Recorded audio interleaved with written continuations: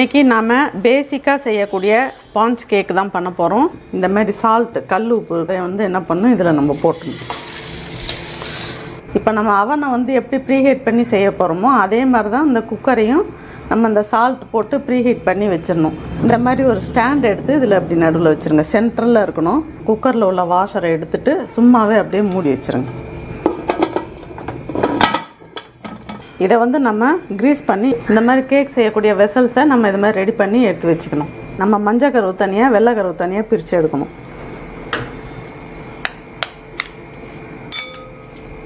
மஞ்சள் கருவை அதில் சேர்க்கணும். மஞ்சள் கருவை நம்ம பீட் பண்ணி எடுத்துக்கலாம். இப்போ இந்த மாதிரி நுர வர அளவுக்கு இதை நல்லா பீட் பண்ணி எடுத்துக்கிட்டோம். வெண்ணிலா எசன்ஸ் 1 டீஸ்பூன் எடுத்துருக்கேன். அதையும் இதில் சேர்த்துக்கலாம்.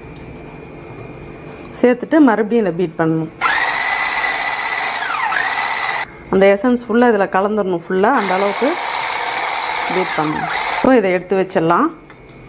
அடுத்தது இந்த வெள்ளை கருவு அதை நம்ம பீட் பண்ணி எடுத்துக்கணும். நல்லா எவ்வளோ நிறைய வந்துருக்கு பாருங்கள், அப்படியே ஃப்ளஃபியாக. இது மாதிரி இதுதான் வந்து உங்களுக்கு சாஃப்ட்னஸ் கொடுக்கும் கேக்குக்கு. இப்போ இந்த ஸ்டேஜில் நிறுத்திடலாம். இந்த பட்டரை பீட் பண்ணணும். 200 கிராம் சுகர் எடுத்திருக்கேன். அதை இதில் போட்டுக்கலாம். இப்போ மிக்சியில் வந்து இது மாதிரி அடித்து எடுத்து வச்சுருக்கேன். ஐசிங் சுகர் கிடச்சாலும் சேர்த்துக்கலாம், இல்லைன்னா நம்ம நார்மல் சுகரே இது மாதிரி மிக்சியில் போட்டு எடுத்துக்கலாம்.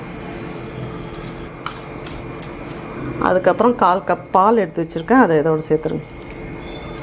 சேர்த்துட்டு இதையும் நல்லா கலந்து விட்டுருங்க. இப்போது 200 கிராம் மைதா மாவு எடுத்திருக்கேன். அதையும் இதில் சேர்த்துடலாம். பேக்கிங் சோடா 1 டீஸ்பூன் எடுத்திருக்கேன். குக்கிங் சோடா அது வந்து ஒரு 1/4 டீஸ்பூன். எல்லாத்தையும் அப்படியே இதிலேயே சளிச்சிருங்க. நல்லா மைதா, பேக்கிங் சோடா, குக்கிங் சோடா எல்லாம் போட்டு இது மாதிரி மிக்ஸ் பண்ணி எடுத்துக்கணும். இந்த மஞ்சள் கரு கொஞ்சம் கொஞ்சமாக சேர்த்து கலக்கணும்.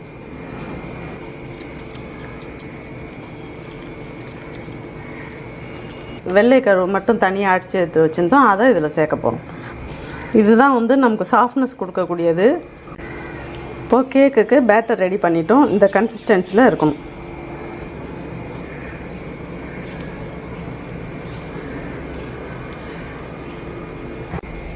இப்போ இது மாதிரி செட் பண்ணி எடுத்து வச்சிட்டோம். இப்போ குக்கர் ஓப்பன் பண்ணி பார்க்கலாம். நல்லா எல்லாம் சால்ட் நல்லா ஹீட் ஆகிடுச்சு. இந்த ஸ்டாண்டை நல்லா கரெக்டாக வச்சுக்கோங்க. 4 பக்கமும் கரெக்டாக இருக்கணும். இல்லைன்னா அந்த பாத்திரம் சரிஞ்சிடுச்சுன்னா கேக்கு உங்களுக்கு ஷேப் வராது. நல்லா சென்டரில் வைங்க. இப்போது இது வந்து 30 to 45 மினிட்ஸ் ஆகும். இப்போ இதை நம்ம மூடி வச்சிடலாம். மூடி வச்சுட்டு மீடியம் ஃப்ளேம்லேயே வச்சுக்கோங்க. இப்போ ஓப்பன் பண்ணி பார்க்கலாம்.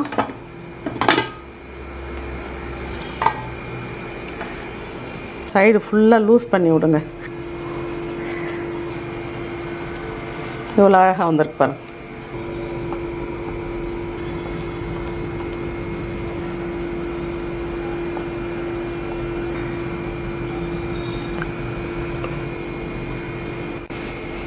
இப்போ பாருங்கள், கேக்கு எடுத்தாச்சு. கட் பண்ணி எவ்வளோ சாஃப்டாக இருக்குது பாருங்கள். நல்லா ஈஸியாக இன்றைக்கி இந்த ஸ்பாஞ்ச் கேக்கை நம்ம குக்கரில் செஞ்சுருக்கோம். பிகினர்ஸுக்கெலாம் ரொம்ப யூஸ்ஃபுல்லாக இருக்கும்னு நினைக்கிறேன் இந்த ரெசிபி. இந்த மெத்தடை ஃபாலோ பண்ணி நீங்களும் செஞ்சு பாருங்கள். இந்த ரெசிபி உங்களுக்கு பிடிச்சிருந்ததுன்னா லைக் பண்ணுங்கள், ஷேர் பண்ணுங்கள். மறக்காமல் சேனலை சப்ஸ்கிரைப் பண்ணுங்கள். தேங்க்யூ.